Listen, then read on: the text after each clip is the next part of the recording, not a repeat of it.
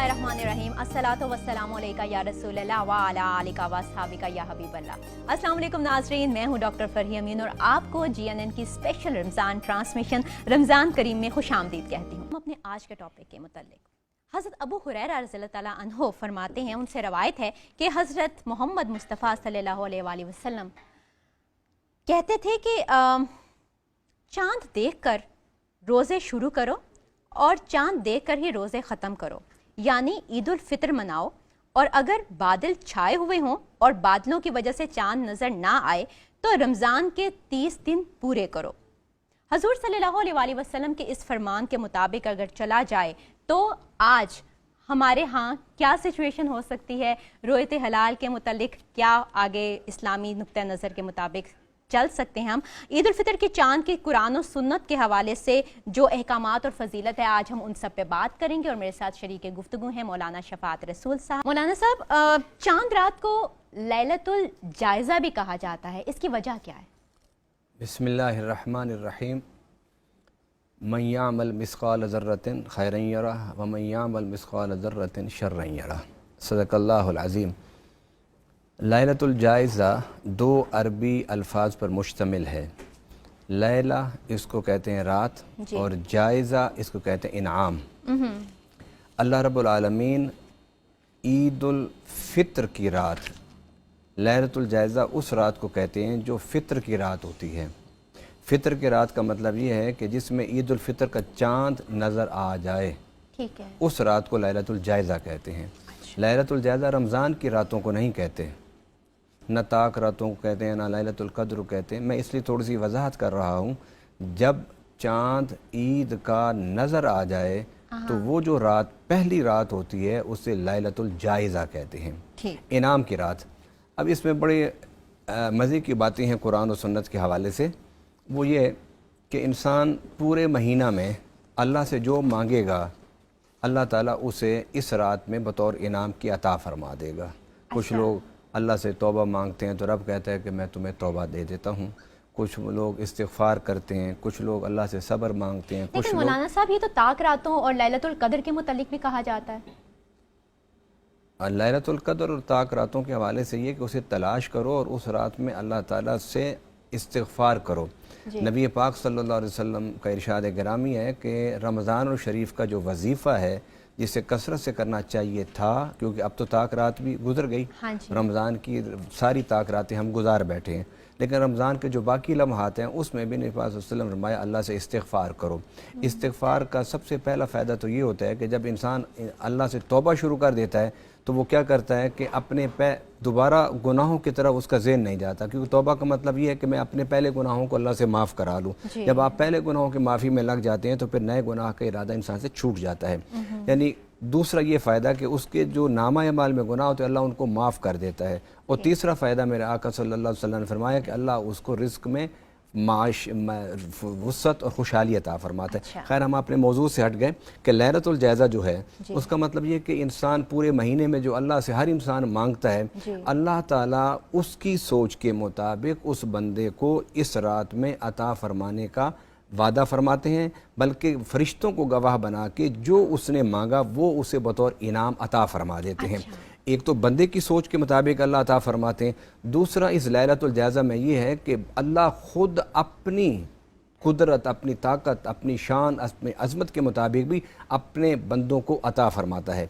अब इस हदीस को समझने के लिए एक और हदीस है। नबी पाक सल्लल्लाहु अलैहि वसल्लम फरमाते हैं कि अस्सौमुरी व अना अजज़ी भी, रोज़ा मेरे लिए, मैं इसकी जज़ा दूँगा। तो सवाल किया, या रसूलल्लाह सारे आमाल की जज़ा तो अल्लाह ही देता है। फरमाया देता अल्लाह है, लेकिन अपने फ़रिश्तों के सपुर्द कर देता है कि मेरे नमाजियों को जज़ा दे दो, मेरे रोज़ेदारों, मेरे हाजियों को ज़कात जज़ा दे दो, मुजाहिदों को जज़ा दे दो, वो जज़ा दे देते हैं। लेकिन देता अल्लाह ही है, लेकिन दिलवाता फ़रिश्तों के ज़रिए से है। और दूसरी हदीस है इसी के साथ कि अल्लाह कितनी जज़ा देता है। फरमाया अस्सौमु ली वाना उजाज़ी बिही, कि मैं रोज़ा मेरे लिए और इसकी मैं जज़ा बहुत ज़्यादा देता हूँ। और तीसरी रिवायत ये है कि अस्सौमु ली वाना उजज़ा बिही, कि रोज़ा मेरे लिए है, इसकी जज़ा मैं ख़ुद हूँ। इसलिए फरमाया कि जो इस माह रमज़ान में रोज़े की रखेंगे, रोज़े की इबादत करेंगे, शब बिदारियाँ करेंगे, तस्बीहात पढ़ेंगे, खिदमत खल्क़ करेंगे, जुद व सखा लोगों के साथ करेंगे, इंसानियत की खिदमत करेंगे, फरमाया उनको اللہ تعالیٰ اپنے فرشتوں کے ذریعے سے وہ کچھ عطا فرما دے گا جو کچھ وہ چاہتے تھے، لیکن جو روزہ رکھتے ہوئے یہ سوچ رکھی ہوگی انہوں نے کہ مجھے تو رب چاہیے، رب کی رضا چاہیے، تو فرمایا قیامت کے دن جب ان لوگوں کا وقت آئے گا تو رب باقیوں کو تو اپنی نعمتوں کے ساتھ جنت میں بھیج دے گا، اور جن کی منشا اور مدعا اور مقصد رب تھا تو رب انہیں فرمائے گا تم گھبراؤ نہیں، تم سوچ رہے ہو کہ ہمیں تو جنت میں بھی نہیں بھیجا، ہمیں تو جنت کی نعمتیں بھی عطا نہیں فرمائی، ہمیں تو جنت کی سہولتیں اور جنت کی آسائشیں بھی اللہ نے عطا نہیں فرمائی، ہمیں یہاں کھڑا کیا ہوا ہے، کیوں کھڑا کیا ہوا ہے؟ تو رب فرمائے گا ٹھہر دو یہاں پر، تمہاری جزا جنت کی نعمتیں نہیں ہیں کیونکہ تم نے میرے لیے سب کچھ کیا تھا، آؤ میں تمہارے ساتھ چلتا ہوں، تمہارے سارے اعمال کی جزا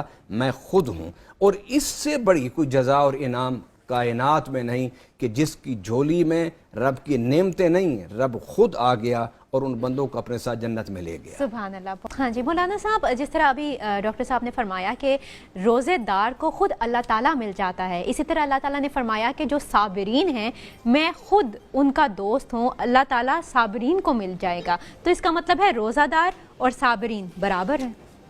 روزہ خود ایک صبر ہے، سخت سرگرمی میں انسان کھانے سے پینے سے جب رک جاتا ہے رب کے کہنے پر تو اس کو صبر ہی کہتے ہیں۔ روزہ جو ہے وہ صبر ہے، روزہ ایثار ہے، روزہ برداشت ہے، روزہ مواسات ہے۔ ٹھیک۔ روزے میں بہت سارے پہلو ہیں، روزے میں عبادت کا پہلو بھی ہے، روحانیت کا پہلو بھی ہے، سماج کا پہلو بھی ہے، معیشت کا پہلو بھی ہے۔ آپ روزے کو جب میڈیکلی اگر دیکھیں تو اس میں بھی بہت ساری اس میں فوائد ہیں۔ ٹھیک۔ آپ نے ایک سوال کیا تھا، اگر نقشبندی صاحب کی اجازت ہو تو میں ان کے سوال کو مکمل کر دوں۔ جی مولانا صاحب۔ جواب کو مکمل آپ کے سوال۔ اچھا ٹھیک ہے۔ اس میں یہ کہ روزہ یہ چاند دیکھنے کا جو حکم ہے، ہاں جی، اس کی کیا حیثیت ہے قرآن و سنت کے حوالے سے؟ ہاں جی۔ حکم تو یہی ہے کہ روزہ چاند دیکھو اور روزہ رکھو، جی اور چاند دیکھو اور عید کرو۔ لیکن اب تو بہت سے لوگ چاند نہیں دیکھتے، لیکن یہ اس لیے تھا کہ ہر بندہ خود چاند دیکھے۔ ٹھیک۔ آپ اگر ریاست مدینہ جب نبی پاک صلی اللہ علیہ وسلم کے دور کی ریاست کو دیکھیں تو اس ریاست مدینہ کے حدود میں ایک عید نہیں ہوتی تھی، متعدد عیدیں ہوتی تھیں، یعنی عید الفطر کافی زیادہ ہوا کرتی تھی، متعدد ہوتی تھی۔ آپ ہسٹری کو دیکھیں، احادیث کو دیکھیں، اس کی وجہ ایک تھی کہ اس وقت مواصلات کا اتنا مضبوط نیٹ ورک نہیں تھا، نظام نہیں تھا۔ فرض کریں اگر مدینہ پاک سے اگر 20 25 30 کلومیٹر دور اگر کسی نے چاند دیکھ لیا ہے تو اس نے عید کر لی ہے، روزہ بھی اس نے رکھ لیا ہے۔ اور اگر مدینہ پاک میں اس دن نہیں دیکھا گیا چاند تو جس دن مدینہ پاک میں دیکھا جائے گا اس دن وہ عید کریں گے۔ اور اگر مکہ پاک میں چاند دیکھا گیا ہے تو انہوں نے عید کر لی ہے، مدینہ میں عید نہیں ہو رہی، کیونکہ مزید مضبوط ایک مواصلات کا سلسلہ نہیں تھا۔ پاکستان میں بھی یہ مسئلہ اس وقت پیدا ہوا جب ایوب خان کا دور تھا۔ ایوب خان کے دور سے پہلے بھی پاکستان میں بھی اتنا کچھ مضبوط ہمارا نیٹ ورک نہیں تھا جس نے ہمیں اتنا قریب کیا ہو، تو اس وقت بھی پاکستان میں متعدد عیدیں ہوتی تھیں۔ اچھا، جب مواصلات اور ہم کا ایک نیا نظام آیا اور ہم دور ہونے کے باوجود ایک دوسرے کے بہت قریب ہو گئے، جس طرح آج ہے سوشل میڈیا ہے، فیس بک ہے، انسٹاگرام ہے، واٹس ایپ گروپ ہے، یہ ٹیلی ویژن ہے، یہ ساری چیزیں اس نے ہمیں بہت قریب کر دیا ہے۔ ایک واقعہ اگر امریکہ اور کینیڈا کے کونے پر ہوتا ہے تو اس کی 1 منٹ سے پہلے خبر یہاں پہنچ جاتی ہے۔ جب یہ سلسلہ بنا تو پھر ایک افراتفری پیدا ہوئی کہ پنجاب لاہور میں عید آج ہو رہی ہے، بلوچستان میں کل ہو رہی ہے، خیبر پختونخوا میں پرسوں ہو رہی ہے، سندھ میں اس سے اگلے دن ہو رہی ہے۔ تو وہ ساری چیزیں جب کور ہونے لگ گئیں اور لوگوں کے سامنے آمنے لگ گئی تو اس سے ایک ذہنی انتشار پیدا ہوا۔ اس وقت پھر حکومت وقت نے علماء کی مشاورت سے رویت ہلال کمیٹی قائم کی تاکہ چاند کے دیکھنے کے مسئلے پر جو متعدد عیدیں ہوتی ہیں، جو متعدد اجتماعات ہوتی ہیں، اس سے لوگ ذہنی طور پر منتشر ہوتے ہیں، جس سے مذہب کے بارے میں کنفیوژن پیدا ہوتی ہے اور نظام ریاست میں بھی بڑا خلل پڑتا ہے۔ وزیر اعظم عید پڑھ رہا ہے لیکن پنجاب میں گورنر عید نہیں پڑھ رہا تھا، سندھ میں عید نہیں ہو رہی ہوتی تھی، تو اس طرح ایک نظام کے طور پر بھی خلل آتا تھا اور مذہبی بنیادوں پر بھی ایک انتشار پیدا ہوتا تھا۔ اس انتشار کو ختم کرنے کے لیے یہ نظام بنایا کہ رویت ہلال کمیٹی بنا دی جائے۔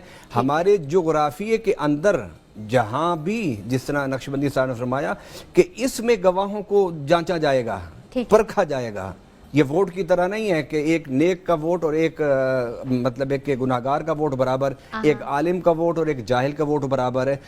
یہ گواہی ہیں. ان گواہیوں پر جو چاند دیکھنے کی گواہی دیں گے ان کے کردار کو دیکھا جائے گا کہ وہ سچ بولنے والے ہیں، جھوٹ بولنے والے ہیں، وہ متقی ہیں، پرہیزگار ہیں یا نہیں ہیں، وہ دین کو جانتے ہیں یا نہیں جانتے. ان کی شہرت کو دیکھا جائے گا.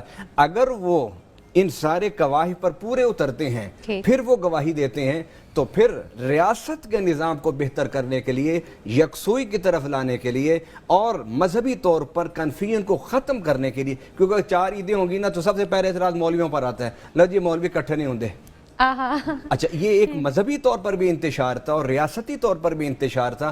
اس حکمت عملی کا روح دلال کمیٹی بنائی جائے، ورنہ 14 صدیوں پہلے کوئی روح دلال کمیٹی نہیں تھی. لیکن آج کی مصلحتوں کو سامنے رکھتے ہوئے روح دلال کمیٹی کو بنایا. اور الحمدللہ اب اگر کہیں تھوڑا بہت اختلاف ہوتا ہے تو وہ بہت تھوڑے لوگ ہوتے ہیں، 2 4 500 ہمارے.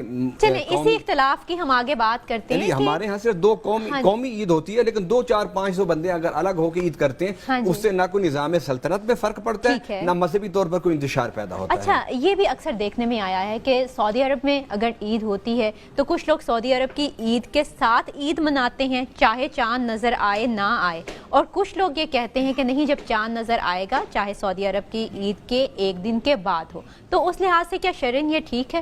میرا خیال ہے کہ جو ڈیولپ کنٹریز میں جو مسلمان رہتے ہیں نا، ان کو یہ نہیں کرنا چاہیے. جس طرح پاکستان ہے، انڈیا ہے، بنگلہ دیش ہے، یہ جو ممالک ہیں، ہاں وہ ممالک، یورپ اور امریکہ کے وہ ممالک کہ جہاں کی ریاستیں مذہبی معاملات میں دخل نہیں دیتی، وہاں پر میں نے دیکھا ہے کہ امریکہ میں اور یورپ میں وہ پھر سعودی عرب کے ساتھ روزے رکھتے ہیں اور سعودی عرب کے ساتھ عید کرتے ہیں.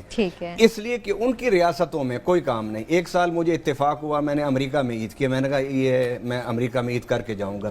اس کے بعد میں نے کہا بھی آج کے بعد میں نے امریکہ میں عید نہیں کرنی. اچھا اس کی کیا وجہ؟ اس کی وجہ یہ ہے کہ لوگ صبح بھاگتے گئے دفتروں میں، پھر وہاں سے 1 گھنٹے کی چھٹی لے کر آئے، عید پڑھی، کوئی عید کا سما نہیں، کوئی عید کا جشن نہیں، کوئی عید کا مزہ نہیں. میں نے کہا آئندہ جو عید کرنی ہے وہ اپنے وطن میں کرنی ہے. لیکن مولانا صاحب صبح کی جو عید کی نماز ہے وہ تو سب پڑھنے کے لیے اکٹھے ہوتے ہیں، چاہے بہت تھوڑے لوگ ہیں. میں نے دیکھنا یورپ میں، آپ اگر چلے تو یورپ میں بڑی تعداد مسلمانوں کی 6 کروڑ 7 کروڑ ہے آبادی، اور جو اس میں آبادی ہے، ٹوٹل آبادی جو ہے وہ تقریباً ہے وہاں پر 1 ارب کے قریب اب پہنچ گئی آبادی. اب 1 ارب کی آبادی میں 7 کروڑ مسلمانوں کا تو اتنا بھی وجود نہیں نا جتنا آٹے میں نمک کا وجود ہوتا ہے. تو اس لیے پھر وہاں کے اجتماعات بھی اسی حساب سے ہوتے ہیں. جی بالکل اسی اس لیے وہاں مطلب کہ نہیں ہے یہاں پر. پھر وہاں پر موسم کا بڑا فرق ہے. وہاں موسم 8 مہینے تو وہاں پر دھوپ نہیں نکلتی، تو جب دھوپ نہیں نکلے گا آپ چاند کیسے دیکھیں گے؟ اس لیے انہوں نے سعودی عرب کے ساتھ اپنے کنیکشن کی ہوئی ہے، اور کئیوں نے پاکستان کے ساتھ کیا ہوا ہے.